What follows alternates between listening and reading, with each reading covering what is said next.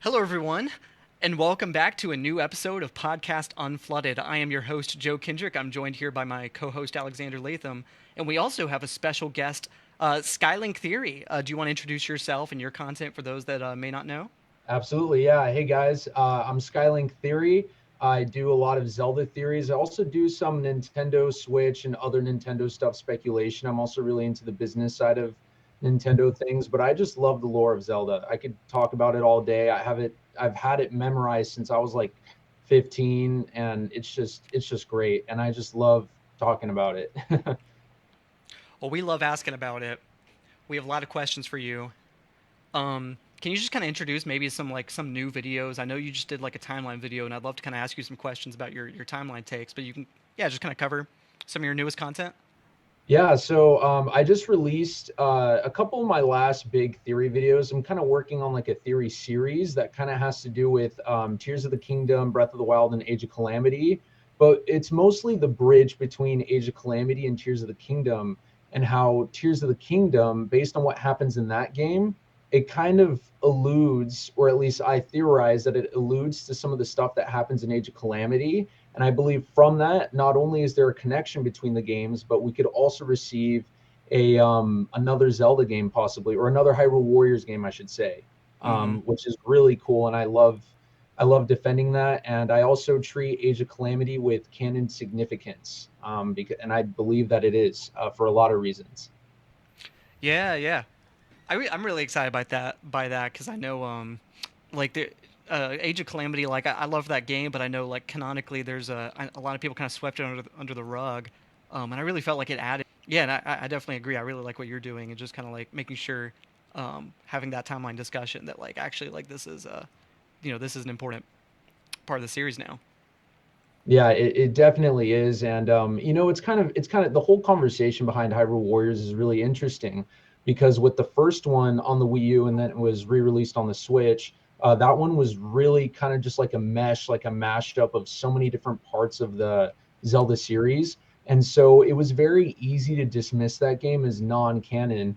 But in one of my ideas, actually, for a video that I have coming up, I actually believe that a concept from Hyrule Warriors 1 could be used if they were to make a Hyrule Warriors game based on Tears of the Kingdom, because, or yeah, exactly that. At least the past of Tears of the Kingdom, because of all the time travel shenanigans that it has. So yeah, it's a lot to talk about. That's awesome. Alex, what's your experience with I don't know if we've talked about Hyrule Warriors. I don't know if you played either of those games. Yeah, Have you played either of those? I haven't played them, but I've seen people play them, and I really did Mm-hmm. enjoy. Like, I was just really thankful to get all that character interaction and all those cutscenes Mm-hmm. because I think it's something that I wanted more from Breath of the Wild, and I think even Tears of the Kingdom is. I liked seeing just those characters interact. I mean, I always loved Master Koga in Breath of the Wild, but I think seeing his shenanigans in that game, uh, elevated him, and I was like, yeah, this is a top tier character. But I think they're really cool. Like I've never played any of the Dynasty Warriors games, but I know they're. I think it's the same company, right? Who made Age of Calamity. So Hmm. I think totally like, and it makes sense. I mean, I completely agree with you, Skylink, that if they were to do another one, like setting it in the past during Ganondorf's like war against this early, this first Kingdom of Hyrule, that just makes a lot of sense, and I think could really be a chance to flesh out that story, world, and characters more, which is never a bad thing in my opinion. Absolutely, yeah. I mean, it's they could actually do it in multiple ways if you think about it. In my video, I've literally come up with three possibilities on how they could do it, and one of them, of course, is an alternate outcome, just like how Age of Calamity had an alternate outcome with champion surviving and all that stuff. There could be an alternate outcome in which Sonya is okay, Mm-hmm. or Minoru is okay, or Rauru is okay, and it kind of leads into a lot of other things. And I also made another video of what if Link went back into the past with Zelda and how that would change things. And I think that they could, if they were to actually do this game, they could actually explore that possibility further, because Link might even end up there if they were to take it in that direction. And I can explain further upon that if you guys want me to, but there's just so much to say about this. But yeah. Yeah, I'd love to hear more about like how you think that could work. Because yeah, I guess that's the thing is it totally makes sense to make it take place in that past. But yeah, I'd love to kind of hear about how does Link get in the past? How would you make that happen?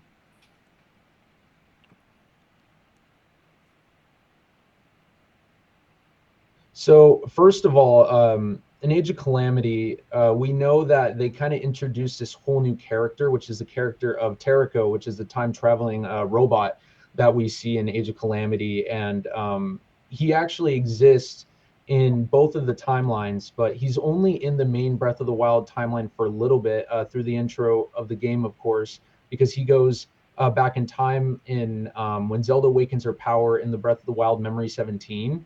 And so since he goes back in time and then he stays back in time and then they defeat the older version of himself because the older version of the Terrico, the time traveling robot, was taken over by Malice, but they defeated that. So the one for from the future is actually the one that stays with them after the game ends. And so from that, you can have a lot more time travel potential because this guy is able to, as we know in Age of Calamity, he's able to pull the sages or the new champions, Teba, Tulin, aside from that mix, he's able to pull the sages from an alternate future that I believe, which I made a whole video on that as well. He's able to pull them from this alternate future and then have them fight in the war against the Calamity. And so if he's able to do that, I bet if he comes in contact, or if it comes into contact with the secret stone, it could probably follow Zelda's trail of when she went back in time, and then Link and maybe some other characters too can kind of follow, in that portal, if that makes sense. Like it would probably create a portal based on that secret stone, and then Link would be able to go in there and go back in time. That's one possibility. I also, right now in this video that I have coming up, I just came up with one of the possibilities that I came up with is the fact that when how do I say this? When Zelda and Link approach Ganondorf underneath the castle, like at the beginning of Tears of the Kingdom, there could have been an alternate scenario in which Zelda and Link don't get wrecked or hurt by Ganondorf because they could have more backup. Like for example, we know the champions are okay. Because the champions live on in that Age of Calamity timeline because they were able to defeat all the Blight Ganons. And so Link and Zelda could have more backup when they go underground and confront Ganondorf underground. And so with all of these like extra characters and extra like backup that they could have when confronting Ganondorf, it's possible that Zelda might not even fall into this pit. And they could, maybe Ganondorf awakens and then Zelda, Link, and the champions escape, and then they go meet up with Pyrrha or something and they talk about a game plan. And then when Terrico comes into contact with the secret stone, it opens up a portal into the past in which everyone can go in there.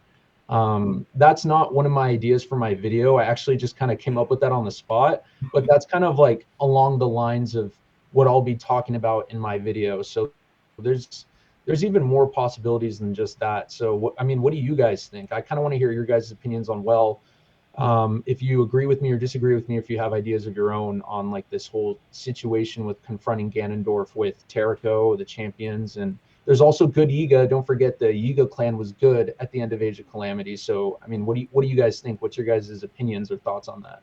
That's a great question. Yeah, Jeff, you want to go first, or? Alex, like I'm still thinking about it. Do you have something to say? Yeah. It's a big question. No, there's a lot to think about. I enjoy it. I'm always a fan of alternate outcomes to things and kind of changing and like rewriting history. Like I find that fascinating. And Zelda to me was one of the games that I think did that first with the Zelda timeline, how it was before, right? Where does it split off in Ocarina? I don't remember exactly, but you've got these three distinct branches, and I always thought that was really cool. And I know that's not the, I guess, canonical thing, the lore. I feel like it's something that is still kind of touchy with fans, which I get. But we can get into that in a second. Yeah, that's a whole other thing. But I guess I'm totally down for it. And I think it'd be really interesting because obviously, like Age of Calamity did that too, where you have those alternate outcomes to that story. And I think it's totally worth exploring because I guess I'm assuming with Nintendo's next Zelda game, we're going to be leaving this era of Hyrule behind, right? Yeah. We won't be revisiting it. So, why not just go all out and do that? I totally agree. It's a great answer. Mm-hmm. No, I'm glad you brought up like the Ocarina of Time split, because I guess I was thinking about that too as he was talking, that like because Ocarina of Time's timeline split. Um, I mean that's the whole thing. I don't necessarily want to get too much. I mean it's a podcast. I guess who's stopping me from getting into it. But but I guess like it was all like it was about where Link was headed. There wasn't a lot of duplicate people across timeline. Like you weren't really running into yourself. And like so it seems like the time mechanics, which I'm fine with. This isn't a criticism, but it's like it opens up new doors that like Age of Calamity can explore time travel in a new way. And everything that you said, it's like I would love to see that kind of stuff explored, because that's still kind of new for the Zelda series, which has had time travel before, but it's like with Ocarina of Time, all the splits are it's just about where Link ends up, and there's only ever one Link. He's just in different places at different times, interacting with different time periods, which can lead into different things happening. But yeah, I guess like I would love to explore different things, and I don't know, like I love the idea of like what could have happened if they were more prepared to face Ganon in the underneath Hyrule Castle, if that could have been different, because he really caught them off guard. Um, and I think Hmm. especially for a Warriors type game, I think it'd be great to be able to go in without losing all your hearts, be strong at the gate. Yeah, yeah, absolutely. I mean, yeah, it's a lot. I mean, it's and like on this conversation of alternate timelines. I actually watched I watched a discussion with through Bandit Games. He had a huge discussion with multiple Zelda YouTubers on their opinions on Tears of the Kingdom, and in one of the groups, there was multiple groups in that discussion, and one of the groups, they went hardcore into the lore of Ganondorf and Ganon and how those rules like apply like in alternate timelines. And one of them came up with a really really good point that actually in my head canon I've restructured the entire timeline into kind of what that person said. And it's actually now just two timelines in my mind. But it's just really cool, especially in the Hyrule Warriors and the Hyrule Encyclopedia for the entire Zelda series, or is it the Historia? Either one, in either one of those books, it goes into the fact that the Zelda timeline is able to change, that it's not definitive based on what we're seeing in this Mm. point in time. And of course, I think I heard from somewhere else that there's like an official Zelda timeline that Nintendo keeps behind closed doors. And I think Sakurai saw it or something like that. I don't remember. It was like an old thing that I read. But there's a lot of possibilities with this, and I mean that's exactly what the Legend of Zelda series stands for. Going back to Wind Waker, like the whole premise of this podcast and what you do, all of your work on trying to create a whole world in Wind Waker, like literally that was the outcome of an alternate timeline. And it's really beautiful how the Zelda series does this. So yeah, I mean we could go into Wind Waker, we could go any direction, and that's what's really cool about discussing the Zelda timeline with other people. I know some people, they kind of hate it and think it's unorganized. I see the light and the creativity of it, and I think it's fun to hear other people's opinions and headcanons. So yeah. Mm. That's a great point. I mean, I definitely like I've had struggles in discussing lore with people just because it gets so messy and there's things that are just Right, yeah, inconsistent. there And I are. guess like that's Hmm. what's tough, in different games. There's no way to make the logic completely track. But there are details, and like the Hmm. writers do care about continuity. Not enough that everything's consistent, but they do care about telling an interesting story. And yeah, I mean, I think Wind Waker is a great example to me. That always inspires me, and that is the product, of one of Ocarina of Time's alternate timelines. And I love that like they kept making Zelda games. And we're like, all right, well that's one outcome. Now we're gonna make Twilight Princess, which is also a sequel to the other outcome of Ocarina of Time. And I just love that kind of style of writing. It's just super creative. It is. It is. I highly enjoy it as well. Hmm. Hmm. Yeah, Alex, what do you think? Yeah, I mean, I guess just like yeah, I mean, I just agree. Like, I think I want them to kind of go back to that. I think, like you said, maybe not going back into a completely split timeline, but going back into alternate outcomes and seeing how those play out. Because obviously, we got a sequel to Wind Waker and Spirit Tracks, and they kept following through on that. Mhm. And I find that so, like I said, I think that's just so unique. I don't know other games that play around with that idea really. At least not on that scale and doing it for so many games continuously. And so it is something I hope they just consider doing in the future. Because, yeah, I mean, like I said, I don't know any other game that does it like Zelda does in terms of exploring those timelines and stories. And I'm really curious that if they do split it off, where, you know, this era of the wild, you know, Breath of the Wild and Tears of the Kingdom will fall into place. Because to me, you know, Skyward Sword was kind of like at the very beginning, maybe controversially, but at least explains the idea of like these aspects reincarnating, right? Like Mhm. power, wisdom, and courage, and, you know, with demise and all that. And so allegedly, yeah. I mean, I think they're cool. They're cool things, and I like when Zelda explores these kind of higher end concepts. I mean, I've talked about it before on the podcast, but I love that Wind Waker kind of recontextualized like why Ganondorf was doing what he was doing, and that it was, you know, potentially, you know, out of a love for his people and out of a desire to see them prosperous, which doesn't change that he's like the antagonist and what he's doing is awful. But I thought it just added so much depth to previously what was a character was like an evil pig wizard guy, which is not a bad, you know, thing. I just love how Zelda builds off itself, and I want to continue to see them do that. You know, yeah, I just kind of want to continue on that point, what you were mentioning about Wind Waker Ganondorf. I really believe, even more than Tears of the Kingdom Ganondorf, that the Wind Waker Ganondorf is probably the best written one, because his reasons for being the antagonist are completely justified, and the game actually explains that and goes out of its way to explain that, and that's actually really cool.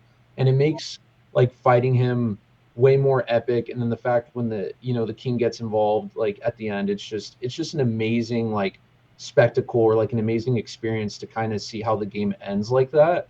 Because I love it when Zelda games start out as like this simple quest, like in Wind Waker. Oh, I need to go save my sister, I have to go.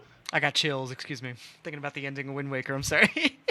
Yeah, you know, no, I don't blame you. It's that good, you know. And all of a sudden you think you're on this simple quest just to save, you know, a family member, and then all of a sudden in the middle, like, or as that quest progresses, you understand that there's a greater threat at hand, and that, you know, Link is the one that's equipped to take care of it. And then so you as the player is like, wow, now we're involved in this whole bigger mess.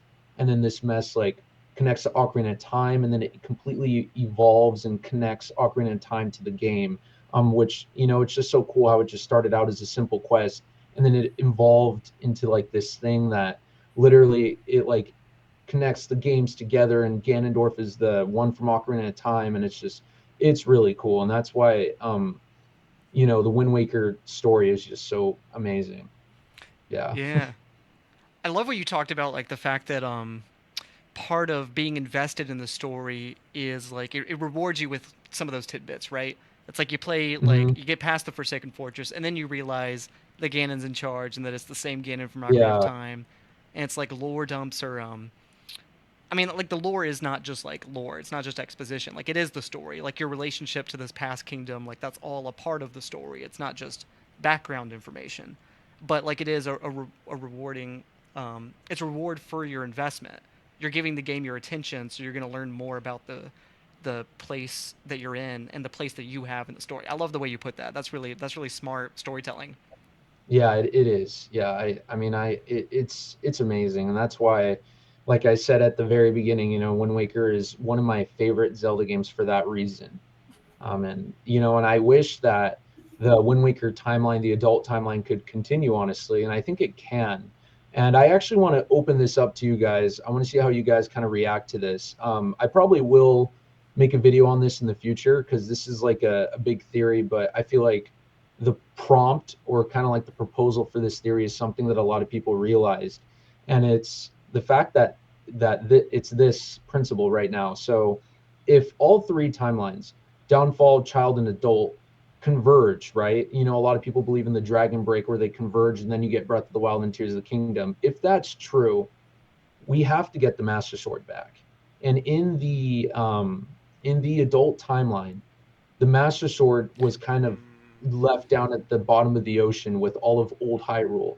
So that means there has to be some sort of event, and some like really like credible like Zelda YouTubers with their theories believe that the Master Sword is completely done and obliterated.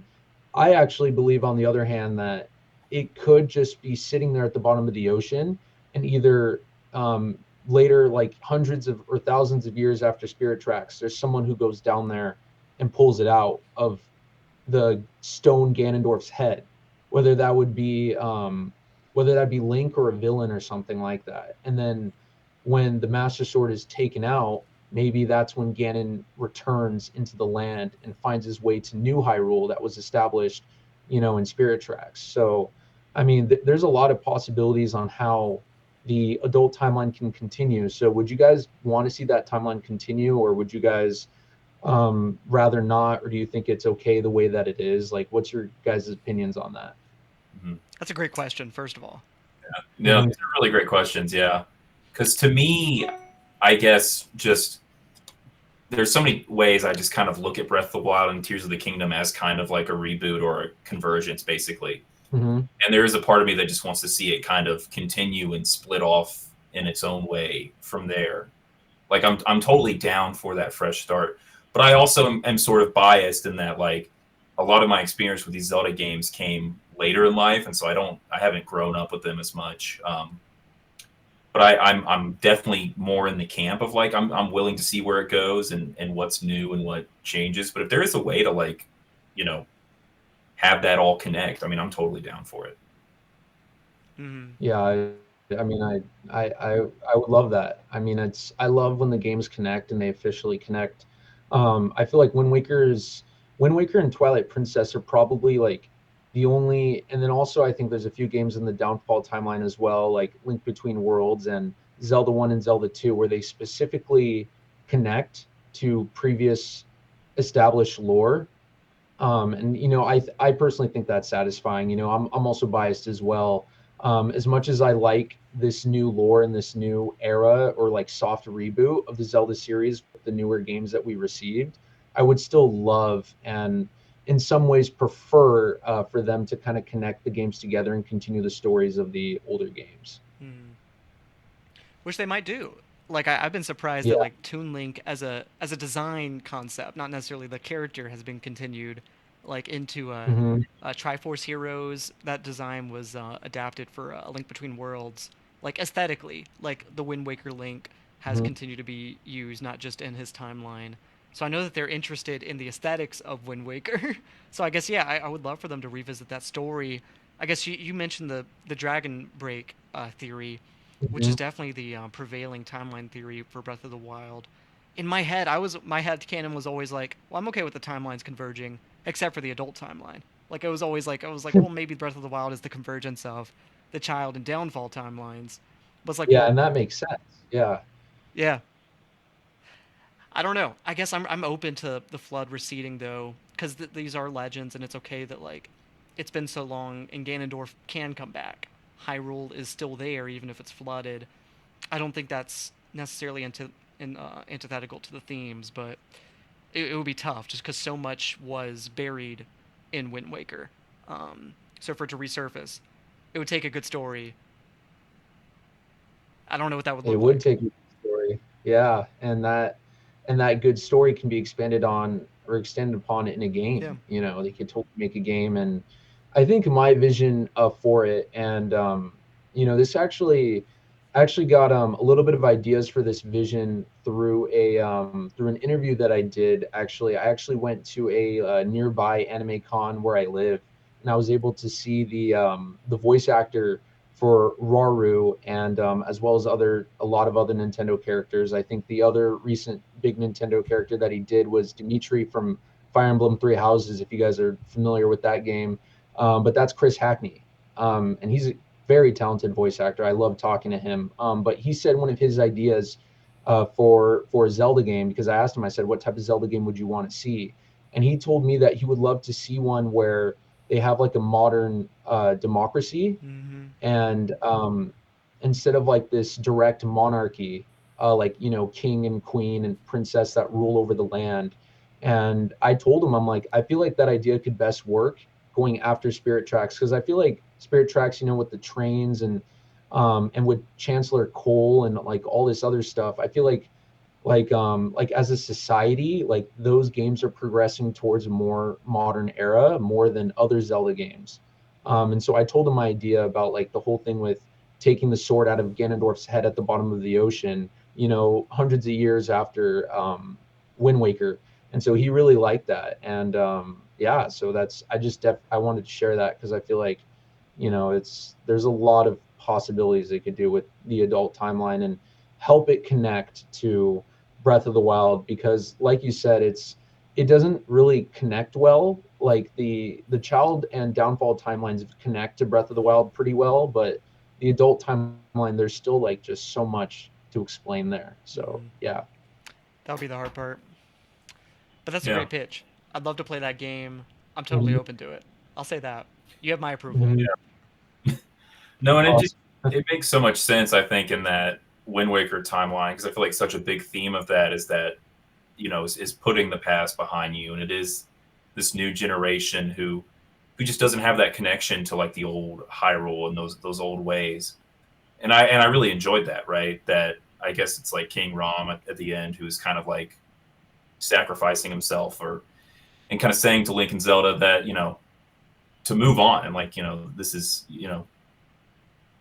an old fight, and you know, this is an old evil, and that, you know, there has to be hope. I love that speech. I don't know, I'm just kind of like, yeah, I mean, it's a great speech, right? And I think obviously with Spirit Tracks and the railroad, there is this just idea that I think Nintendo was really pushing, was wanting to do something really new and wanting to move on from that. And I don't know, Wind Waker to me seems like such a both a love letter to the old Zelda, but just excitement at like what they can do next.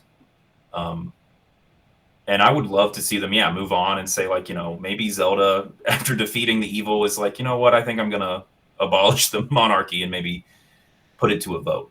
Because I think something that excited me about Tears of the Kingdom, which we got a little bit of, but didn't really see, I guess, as much as I wanted to see, which is the rebuilding of Hyrule. Mm-hmm. Like, how does that take place, and like, what role do these different groups and, you know, characters, what role do they play in it? Like, you know, the Zoro and the Rito and the Gerudo, and just, you know, is it a more cosmopolitan, I guess, society? Because I mean, I think that's another thing, I guess, to think about like Wind Waker, and it's just so, and Hyrule feels so Hylian, you know.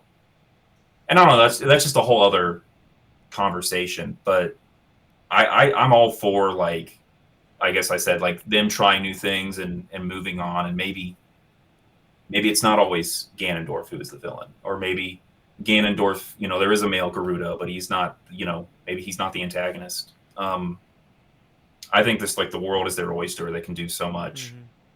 They did that in Phantom Hourglass. There was a male Gerudo that lived on an island. I think his name was Zaz, and he helped you forge your sword. I was trying to say sword and blade at the same time. I said blord. Excuse me.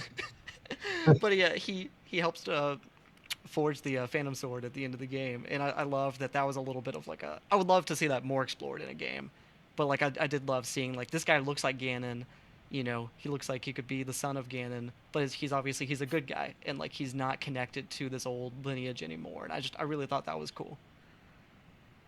Yeah, that's a really cool lore thing that I actually completely forgot about. Yeah, that is true. He is a Gerudo, and I think what adds a lot of credence to that is that there's a male Gerudo that's born every 100 years, and that's still, like, they still really care about that, because Roru said that in Tears of the Kingdom, and it was also said all the way back in Ocarina of Time. So clearly that like rule in the Zelda universe still exists and still applies.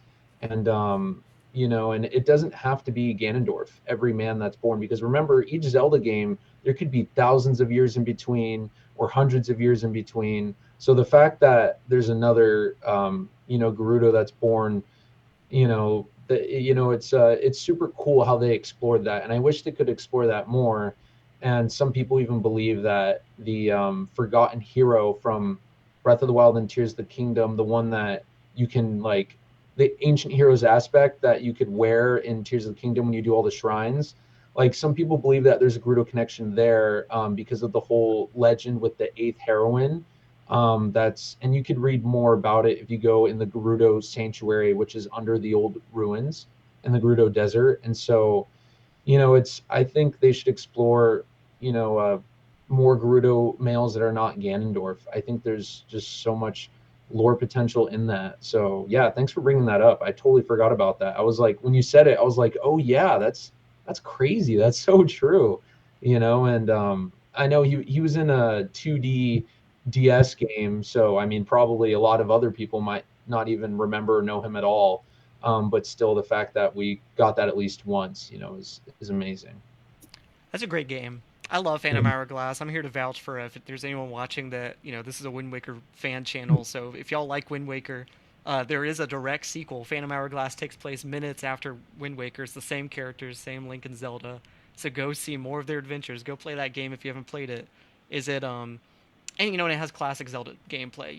It's gameplay wise, it's a sequel to A Link to the Past as well in that style. So that may get you into some older games. So if anyone's listening, that's your game recommendation of the day. I do want to ask about that. Actually, that's one of my questions. I had questions I was supposed to be asking you, and I kind of flew by some of them. No worries. Yeah, let's go. I apologize. No worries. I mean, we're having to ask. What was that? I said we're having a great time. So yeah, ask questions whenever you can. Well, I just wanted to know. I want to know kind of what your background with the Zelda series was. Games that really connect to you, and games that you want to recommend to the audience. Because I don't know, what kind of crossover we have. Okay, so, I mean, my history with the Zelda series is, I remember when I was a kid and I got the 3DS on the first day it came out. And before it came out, I remember looking at some of the launch day games. And actually, this Ocarina of Time 3D was not a launch day game. I think it came out like a couple months later. But I got that game, and that was my first Zelda game. And I hate myself for this because I actually used a written walkthrough for the whole game, but it was in words. So I never saw any video footage of people doing anything, but I just read what to do for each puzzle in the dungeons and all that stuff. And I can't believe I did that. I'm going to be honest with everyone. I actually really regret that because I think a part of these Zelda games is kind of using your brain and like figuring out these puzzles on your own and experiencing that. And even though it may be challenging, it's still very rewarding in the end. And since then, I'm very picky about using walkthroughs ever again for any video game because I realized that I kind of missed out on that experience. Like, a lot of people struggled in the water temple, and that never happened to me. And when I did the water temple again, I kind of like remembered what to do and stuff like that. And, I never had to go through that struggle. And I feel like as a true Zelda fan, I feel like I should have went through that struggle. And so, if there's any newer Zelda fans that are watching this or listening to this, and you only played Breath of the Wild or Tears of the Kingdom, and you're really like hesitating with playing some of the older games because they're more linear and you can't move forward until you go through a specific puzzle, let me tell you that it's worth it to kind of use your mind. And I understand that way of gaming, especially from like Aonuma's perspective, the producer of the Zelda series. That idea of gaming might be more primitive to more modern games nowadays. However, I think there's still like, especially if you want to call yourself like a true Zelda fan, or if you want to really push the limits of what it means to be a Zelda fan, then I really recommend that you play those games. And I mean, they're on Switch Online. If you're a member on Switch Online, you can play the originals. You do need the expansion pack though, unfortunately, but it's you can do it. Let's see. I do want to validate you for a second, real quick. Yeah. I guess like I remember being a kid, like in elementary school, like with my first Zelda game. I mean, I played them young, but I remember I struggled to know what was possible in a game. They were some of my first games I ever played. And so to me, a guide was not just the answer to puzzles, but it was um, it told me what was possible for puzzles to be, because I didn't know like what the limitations of video games were. I didn't know like should I expect like what should I expect, like should it even be possible technically, Mhm. like how can I defeat enemies, can I do anything, can the boss be anything, what can these items do. I don't know their limitations. So I guess like I do see value in obviously, yeah, like I think especially like for an older audience, that experience of puzzle solving I totally recommend.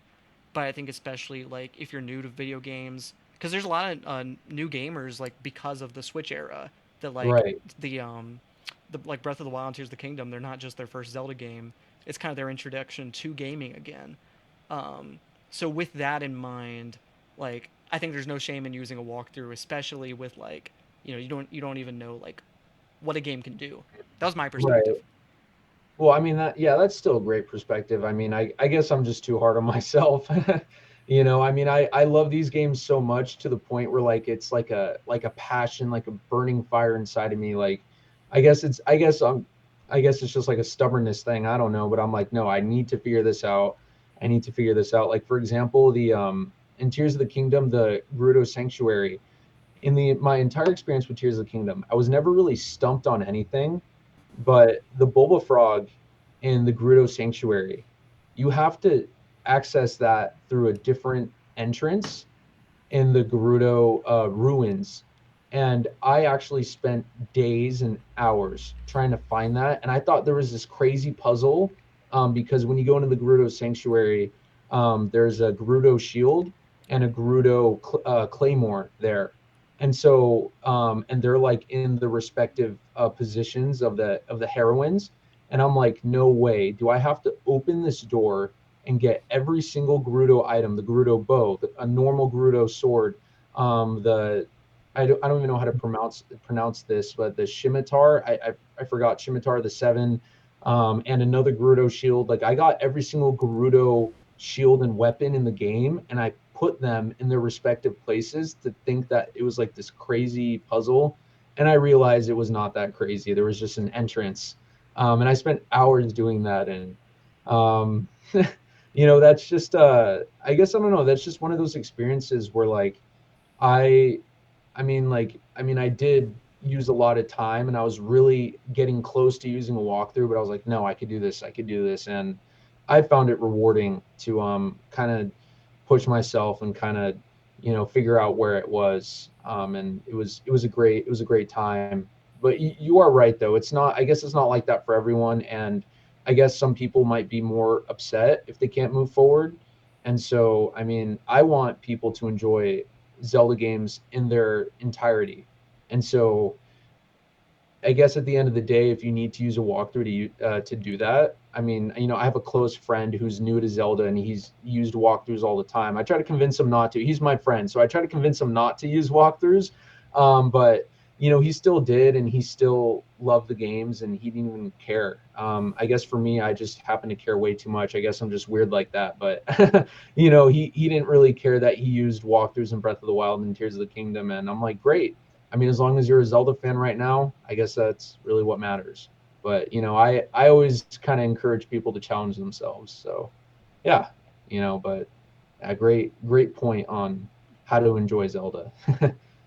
But like you said, it's Yeah. up to each person to play it how they want Hmm. to play it, and yeah, I mean, whatever lets them have the most fun. Um, Hmm. I don't know. I feel the same way. I just want to encourage people to play the games however they can enjoy it. Hmm. You did say you got started on the 3DS. I'm curious if you played A Link Between Worlds. Alex, I know we've talked about that game ourselves. Yeah. So, it's really interesting because with the 3DS, I played Ocarina of Time, and then after finishing that game, I thought, okay, this Zelda series is really cool because my first experience with like getting to know the Zelda characters was through the Super Smash Brothers Brawl like adventure mode. And I'm like, whoa, because that adventure mode has like these cutscenes that kind of go a little bit into the lore of each character, sometimes not really. And like seeing Link, like I was a fan of a Sword in the Stone, a really old Disney film. I saw it when I was a kid. And when I saw Link like pull that out, it reminded me of that. I'm like, oh, so Zelda series, you know, I was like 8 or 9. I was like, oh wow, this Zelda series is like medieval, like there's like a sword in the stone type of thing. That's really cool. And so it kind of pushed me to want to try Ocarina of Time 3D, and then I loved it.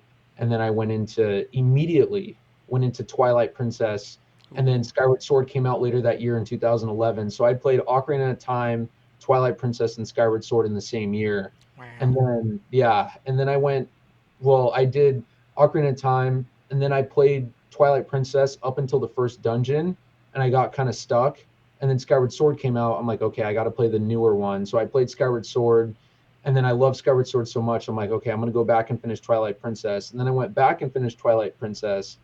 And then before the end of the year, I did Skyward Sword again in hero mode right away. So yeah, so That's I played. tough. That's Yeah, a so I tough did. game to Yeah, it do hero is. mode on.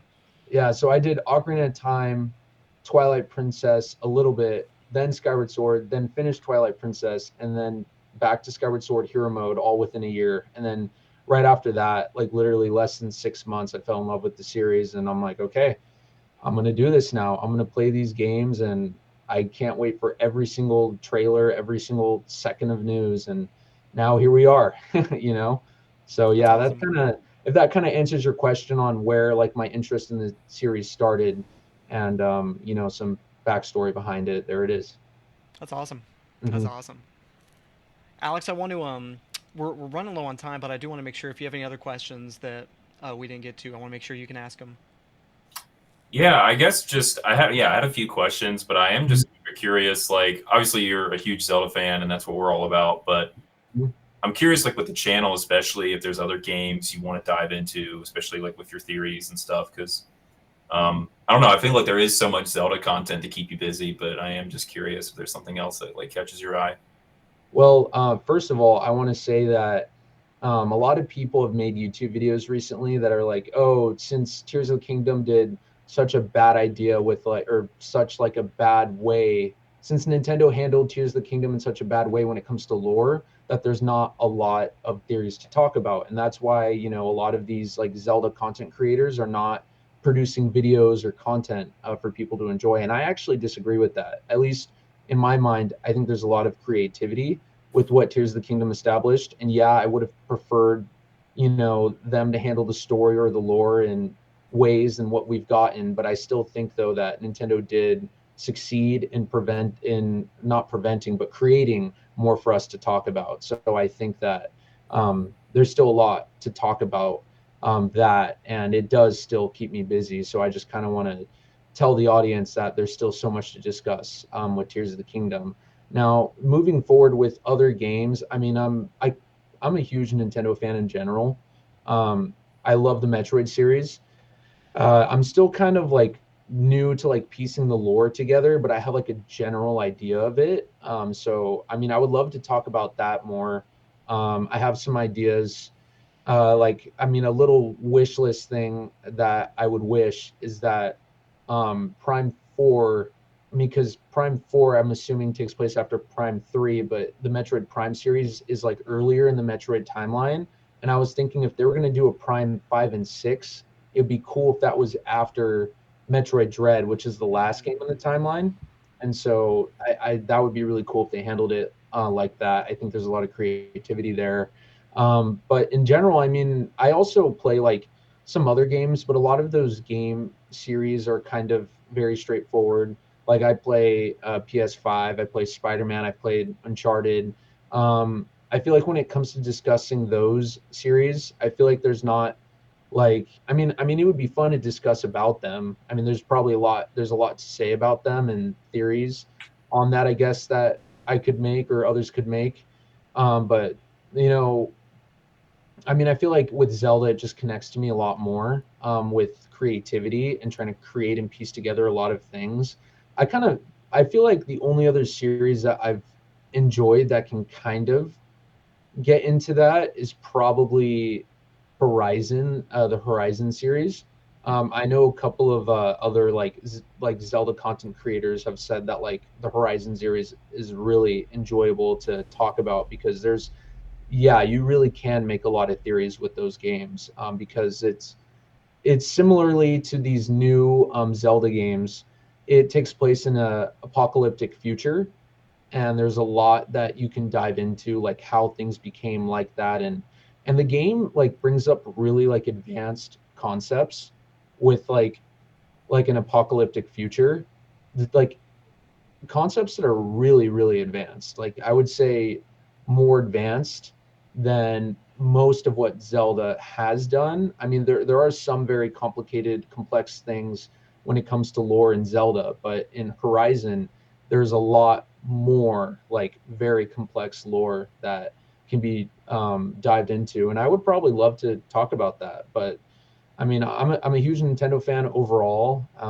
I also love like, and we've been talking about lore the entire time, but I also love talking about the business side of things with Nintendo, and like, oh, when is the Switch 2 going to come out, or is it even going to be called the Switch 2, or what are the launch games, or whatever, you know? And it's a lot of fun. So yeah, I mean, I could go, but like you said, we're kind of low on time. I could expand more upon that, but if you guys have any more questions, let's try to go through them in the best way that we can. Well, I'd love to hear all of your thoughts, especially talking about a Switch 2, but I do think that might be a future Okay. video. So I'd love to have you on another episode. I'm really glad we Yeah. can make it work tonight. Yeah. Really thank you. I mean, thank you once again for being on the show. Yeah, absolutely. Yeah. Thank you so much for, I mean, I kind of reached out to you, and I should say thank you for, letting me be on this, because it was a lot of fun to get to know both of you guys. And, discussing Zelda is amazing, and I would love to be on again. I guess maybe to prevent things from going too off branch, I guess, I mean, there's also the fun of just, talking and seeing where it goes. But if we ever wanted to talk about a specific idea, I'd love to talk about that too. Like if it's specifically Downfall Timeline or Wind Waker, or, thoughts on the future of the Zelda series, and what that looks like, I'm down for all of it. So once again, thank you guys so much for having me on, and I'd love to be on again. And yeah, and it's great. I had a great time. Well, thank you. So y'all heard that, y'all. That means comment down below if you want him back. He's asking for a topic idea, so comment down below what you want us to talk about, what you want us to cover. I love talking about Zelda as well on this show, so we'd be happy to get into all that stuff. And I'd love to talk about like Switch 2 theories as well, and just like I think it'd be great to like kind of quantify and like ask for like, well, what do we want? Like if Nintendo did XYZ, what would be like desirable for the next console? But that's a different conversation. I do want to ask if you have anything you want to promote, any upcoming videos that you want to hype up the audience about. Make sure Yeah, things that might be out by the time this video comes out. yeah. You know what? Thank you so much, for giving me that platform to kind of promote myself. I appreciate that. So yeah, guys, I can be found at SkyLink Theory on YouTube. I could also be found at SkyLink Theory on Instagram. I usually upload shorts and shorter versions of my videos on Instagram. So if you guys are interested in just seeing something that's like a minute or less, you could check that out. But I also have all those shorts on my main channel, and I prefer to do longer form Zelda theory videos, because there's just so much to say. So, I used to go by a SkyLink Shock, and when I went by SkyLink Shock, I had my biggest like, I guess with luck with the algorithm, that video did extremely well. I have that video like on the front like row of my channel. So if any of you guys are like, oh yeah, that name SkyLink Shock sounds familiar, well, it changed to SkyLink Theory. So if you guys want to check out the channel for more theories, go check out SkyLink Theory. And I guess if I were to tease a video, I mean, at the very beginning of this discussion, we talked about, Tears of the Kingdom time travel possibilities, especially considering Age of Calamity's connection to what could be another confrontation with Ganondorf in that timeline after the events of Age of Calamity. And I guess a solid tease would be this. So imagine a bridge, right? And I feel like Tears of the Kingdom and Age of Calamity connect well, but for Age of Calamity to fully connect well to Tears of the Kingdom, there needs to be another game on the other side of that bridge. And I believe that game is called Hyrule Warriors Age of Calamity, or wow, Hyrule Warriors The Imprisoning War. Dang, I can't believe I butchered that. But yeah, so I believe that there's going to be a sequel to Age of Calamity I really hope Nintendo does that, or Nintendo Koei Tecmo specifically. And there's a lot to talk about, including a paradox with the Light Dragon, because, you know, if Zelda turned into a Light Dragon in the past, how does that affect a split timeline that happens after that? You know, and there's a lot to discuss with that. So if you guys are at all interested in that possibility and someone diving deeper into that concept, I should be releasing that video in about a week and a half, I would say, definitely before the end of this month. So yeah, guys, be on the lookout for that. Thank you. It's probably already out then. So y'all go watch it. Yeah. That's exciting. Yeah. I mean, it's gonna be a lot of fun. Yeah. Well, that's awesome. Once again, thank you so much for being on the show. Alex, you want to say it with me? So we have this ending catchphrase. We always try to say it at the same time. But yeah, thank you. I'll get on it. So we always say to the camera, we always look at the camera and say, peace and love from us to y'all. Let's see if we can sync it up. Yeah. Okay. 3. You guys want me to join you? 2. Yeah, join us. Join us. Okay. Peace and love, right? Peace and love. Just that's it. Peace and love. Peace and love from us to y'all. Okay. All right. Let's do it. Countdown. Yeah. Okay. So 1, 2, 3. Peace and love from us to y'all. To y'all. Got it. 1, I'm sure. I said you. I'm sorry, but it's okay. You know what? Peace and love to everyone watching this. I mean, I hope you guys have a great day. You know, it's awesome to be on this podcast, and I'm glad that we can end this off with a positive message for the audience. So yeah. Oh yeah. Absolutely. Cut to black.